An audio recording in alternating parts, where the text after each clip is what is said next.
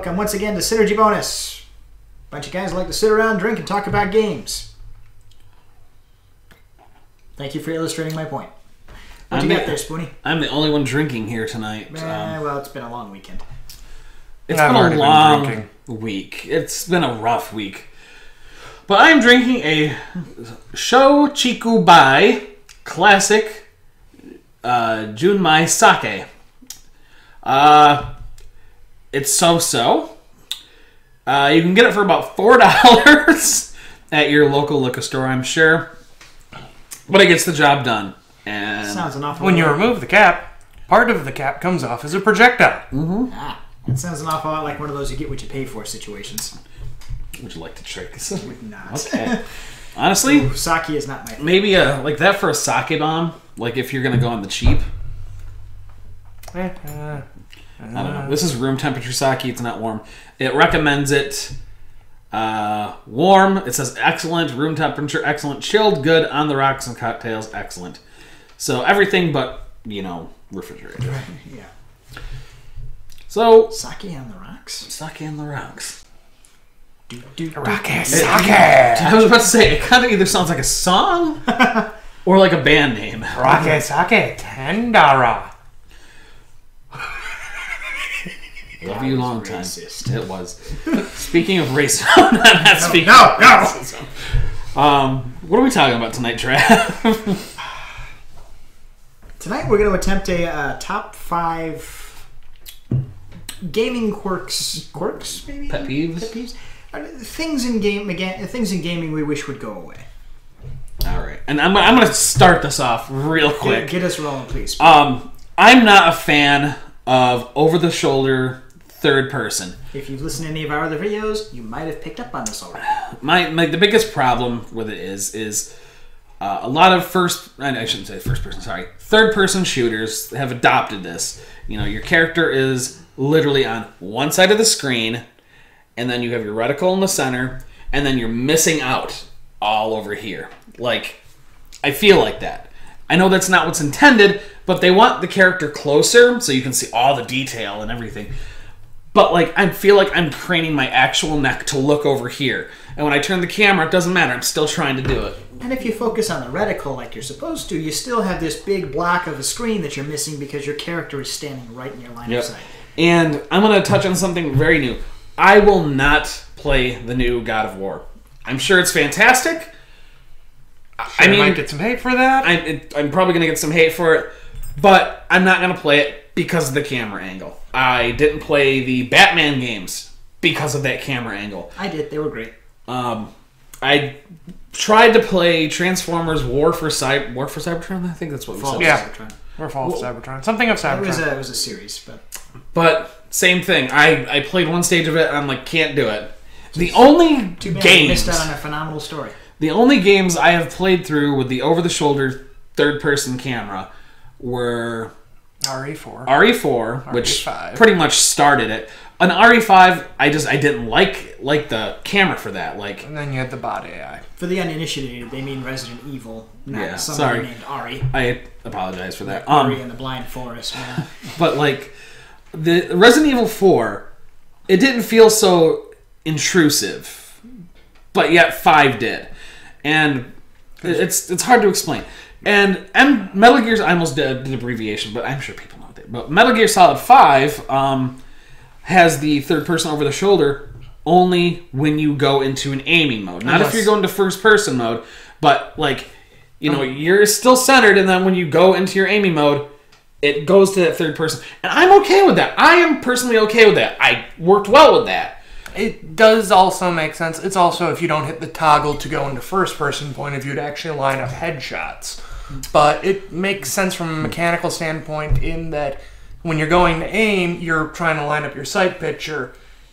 For those with some shooting experience, you're going to start tunnel visioning when you're doing that. You're going to start ignoring what's going on around you. So it makes sense that when you go to aim, you start to tunnel vision. And I've seen a lot of arguments that, having the character in the middle of the screen blocks the middle of the screen. I've never felt that way. Because now you're on the lower middle part of the screen. The lower middle part of the screen. You can see stuff as you're coming up. I don't have any issue with Link being right in the middle of the screen. No. But And that's what kills me about this God of War, because it's not a shooter. Batman, not a shooter, but your character's over there. And then I get it. It gets cinematic when you get into combat. Yeah, especially group combat. But you didn't notice anymore. It was mostly obnoxious when you were trying to navigate hallways. Do the platforming sections. Yeah. Not for me, and I could probably go on this all day, but, I mean, we argue about this stuff over lunch. Whatnot. Over and over again. So, number 2. Number 2. Thrickler. For me, it is on-disc DLC, but as a group, I do believe it extends to Day 1 DLC. Day 1 pre-order DLC. bonus DLC. DLC in general. I mean, I've seen it done right. I've seen it done wrong. I've seen it done very wrong. Wrong more often than right. I miss personally the days of the expansion packs. pack where I'm paying like $40 for the expansion pack, but it's basically a whole new second game added on. Not, haha, this stuff was on the disc at Day 1 at launch, but you don't get access to it unless you give us another $20. Hi, BioWare. And Capcom did it with one of their fighting games as well. And in the realm of DLC and whatnot, loot boxes.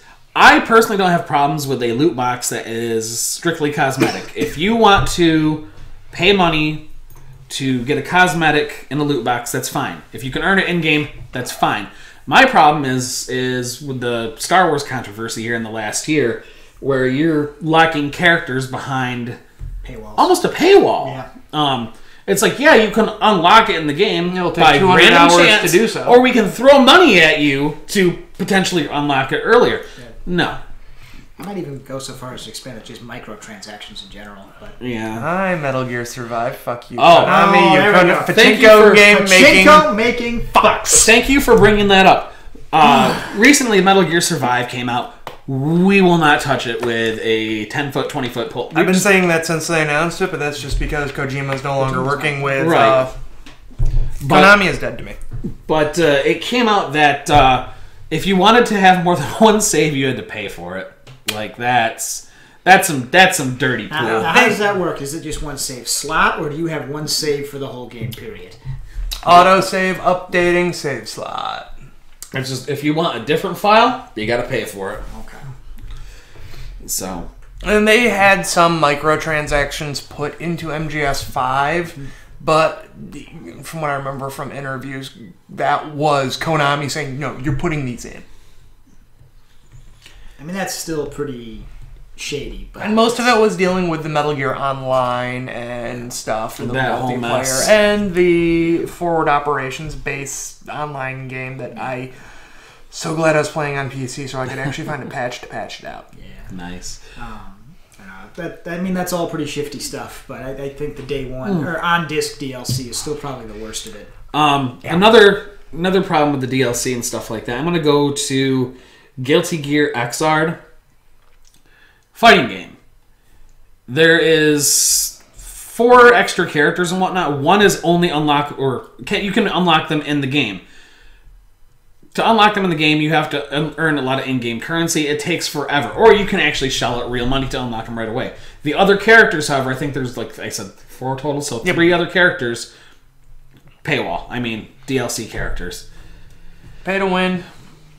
Pay to win, pay to play. And, you know, like we said, Day 1 and whatnot, like, if your game isn't complete and you're already mentioning DLC, please stop. Just put it in the game and then think about DLC if you're going to think about it. There was one game that comes to mind where they actually did DLC right. And this was content we were planning on putting into the game, but due to executive meddling and time frames getting moved ahead before they were ready, they implemented the parts of the story that they were going to put in the core game as DLC.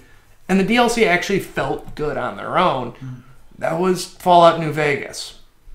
The DLCs were their own standalone story. It was a completely new zone, had its own meta or its own plot. It tied into the game's meta plot and the lore. And if you didn't have the DLC, that's fine. You don't need it. It implements some cool stuff, some new feats. It raises the level caps. They were reasonably priced.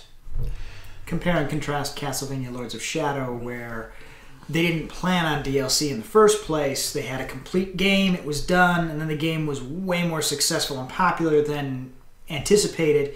and executives up above were like, "You got to put out some DLC right shoehorn now." Some DLC, so because we're not ready for the second game yet. Yeah, just shove this in here, and it was awful. But then contrast New Vegas with Fallout 4, where, hey, we're going to be releasing DLC for this game that's not even out yet. We're going to have a season pass so you can get all that DLC at a cheap price. And it's like, no. Bethesda, just let Obsidian go back to making your games and stop fucking with their time frames. Yeah, I'm not a fan of season passes. When I go to pre-order a game, do you want the season pass? No.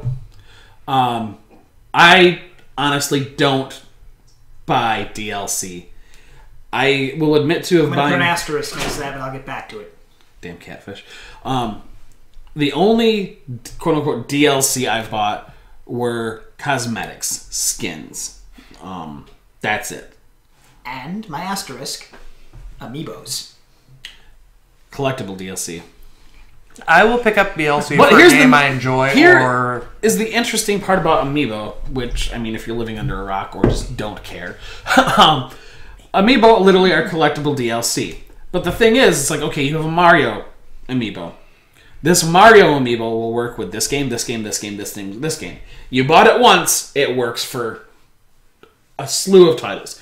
Which, that's cool. Plus, you get a collectible. And I know a lot of people who don't even have any Nintendo products that like the Nintendo characters are collecting them.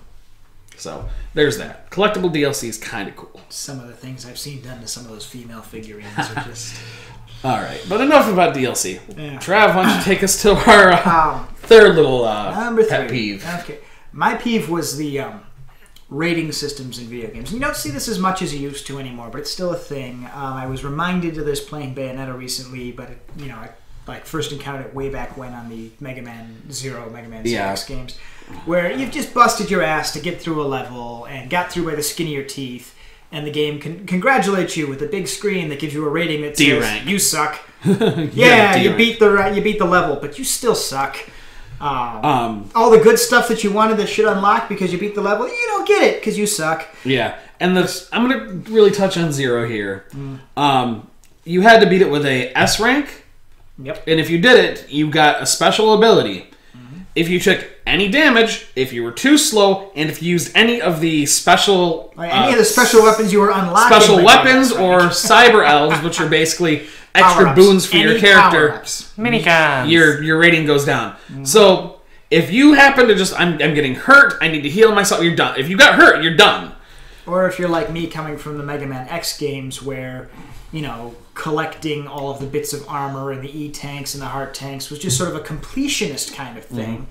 And you do that, and you get to the end of the level, and it's like, why am I getting E-rank consistently? Oh, it's because I used all the power-ups. I used the power-ups, I took my time, I found everything I needed, and yeah. And they just continued that with a lot of other things. Like I said, Bayonetta was a pretty gregarious example of that, where they padded playtime by saying that, yeah, you beat the level, but we need you to go back and make sure that you're on the highest difficulty and activating witch time regularly and, just not taking any damage in what's functionally a bullet hell game. If my memory serves, this goes all the way back to the first Devil May Cry, where for the chapter you would get a rating, but the rating didn't do anything besides They gave you extra little orbs. Currency. Yeah, Bayonetta was the same production team as Devil May Cry, so yeah. But it didn't go and say you have to go back. It's just like, hey, you got B rank because you didn't farm enough souls on that stage. Or you weren't quick enough, or you weren't cool enough. Yeah. That was a big thing with Devil May Cry, it was how cool were you? Yeah. And it's just...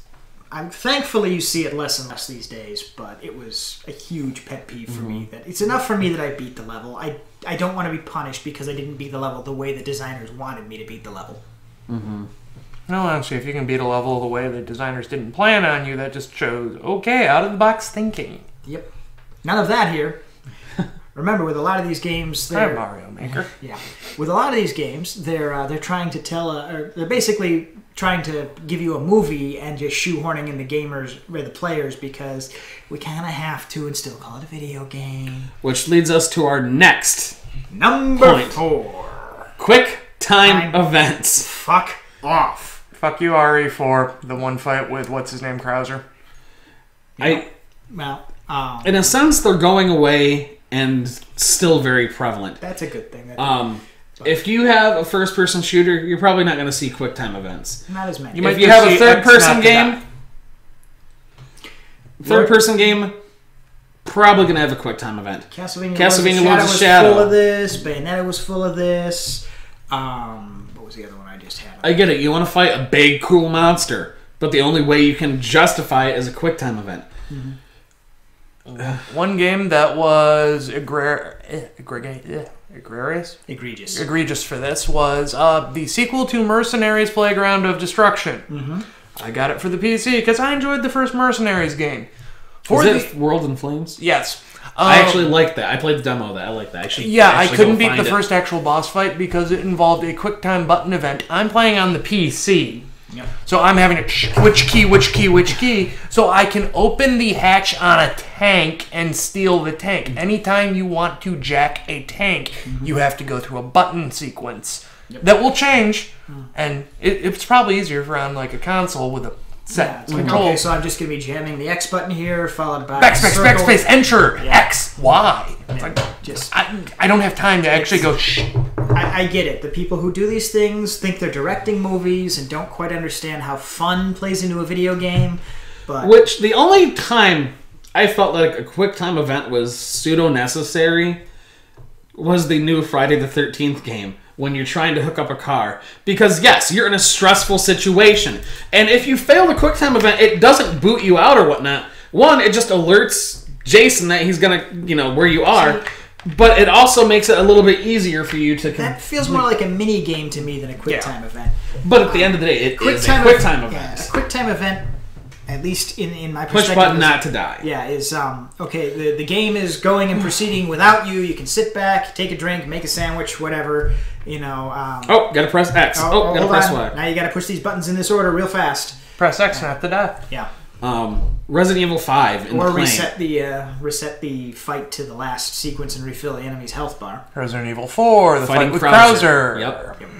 Keep going through this cinematic knife fight where you have to hit the button sequence in the proper order or you get one hit kill. In the proper order with the proper timing. Yep. Just abysmal. And hated RE4. The last pet peeve, just certainly not least, is something that I feel like as a whole, or just mobile, will probably evolve into another video eventually. Are mobile games. Mobile games in general. I play mobile games, except admittedly we all do. Ashamedly. The type of mobile games I play are mostly puzzle style ones. Puzzle and Dragons. Strategy RPGs like Record Keeper, Final Fantasy Record Keeper. What's that? Fire Emblem Heroes. Fire Emblem Heroes. Because that, again, it's okay. It's like I'm moving the character, I'm doing this. I've seen other games like, actually, recently, Fortnite and PUBG just got mobile games. I won't touch them because, okay, here's my phone. Okay. And my fingers are right here. Granted, I have the Note 8, which is a big-ass phone. If I'm covering the screen here, no, not at all. Plus, there's that whole tactile feedback. We mentioned in one of our Mega Man videos. Because that Mega Man adaptation, Mega Man Mobile, was probably the most egregious version of this. Yes. What's the quick fix? Well, you can plug a controller into your phone. Fuck off! If I'm going to plug a controller into my phone, it's not mobile anymore. It's a monstrosity. It's a bastard handheld console. It is a bastard handheld console. If I'm going to play handheld console, Switch, 3DS, Vita, PSP, PSP, Game Boy, any of those handheld Turbo Express, any of those... Game Gear. Ah. Any of those will work for me. Because the controller is built in and it's tactile. Sega Game Gear. If I'm going to play something pack of batteries else with a controller, it's going to be on the TV. I mean, there's no getting around it. I mean, they're really, really trying to push mobile gaming as a viable... And in some circumstances, it is. Yes. Something like Angry Birds that was designed for mobile gaming. That's fine. Flappy Bird. But when you have something that's like an action platformer, no. Don't. Part of that, no, I'm not going to go down that rabbit hole. Oh, do it. Go ahead. There has been studies done into what the demographics of gamers is versus what would be considered a traditional hardcore gamer versus what is a casual gamer. Right. And most casual gamers play mobile games and of that sort. You can go and the studies are out there. Really, what person who's spending 8 hours a day playing Candy Crush is going to consider themselves a gamer? Let's see. I'm going to look real quick here to see what games I have on my phone. Oh boy. Draconius Go, which I Trav have told one. me to download. Yeah. Fire Emblem Heroes. The Ingress. Final Fantasy card game. Final Fantasy Record Keeper. Triple Triad. Flappy Bird. Friday the 13th, which is a puzzle game, and it's delightful. Probably get its own video. Knights of Pen and Paper. And that's pretty much it. I used to have Robot Attack Unicorn Heavy Metal. Yeah. That was fun. But, like, none of those games are super in-depth. Yeah, it's a pretty basic Touch, rhythm-based move, touch. Whereas mine's draw. I've got Record Keeper on mine, and at the higher level of gameplay, it is okay. I need this type of team setup. I need these abilities. I need this strategy. Right, there's a lot But of the strategy. difference between Record Keeper and like a full game, because I bought on my Kindle, against my better judgment, Dragon Quest. Like, I'm like, okay, cool. Dragon Quest is on here. I'll play it. It should be pretty easy. I can just touch the character and move him. Nope, they give me a little thing in the center of the screen and like the button, and it was bad. Like, it was bad, and I'm like, I feel ripped off. So It's starting to feel more like ROMs would be the bad thing there, but I actually like ROMs. yeah, if we're not playing like a PC when I have a keyboard or something to work with, but on a phone, no. I have a USB thing for one. But I think we're going to just call it there because we could bitch about this stuff forever, for the most part. Like I said, we debate this stuff at lunch. Like, it's like, you know what I read today? This bullshit. And we'll just go into it, and it's like, some stuff needs to really change. Need to do some of this bullshit. I'm always willing to go and link my stuff, but my rabbit holes are not enjoyable. Synergy Bonus presents this bullshit. This bullshit. And I mean, Just get me a whiteboard so I can have some string and let me chain smoke while I'm like, Absolutely. who's baby? here's my murder hole, or my murder board here of bullshit. But I mean, these are just 5 things that we just feel need to go away. They're pet peeves. A lot of the them are quirks. fortunately phasing out on their own simply because people aren't buying or playing the games that have them. And the fans are saying, no, we are not just a cash cow for you. You can't just milk us. Yep. Moo. So before we end here, we're gonna open the floor to you, the viewer. What are some things in gaming that you want to see go away? What are some of your pet peeves in gaming that just piss you the fuck off? Conversely, if you think we're just full of shit, Tell us why. Like, give us an example. yes. Provide your argumentation. I know a lot of people. Citations, please. I know a lot of people will actually seem to be in favor of the third person over the shoulder. I can't get behind it, but please tell me why you are. Is it because of the character detail? Is it because of a cinematic experience?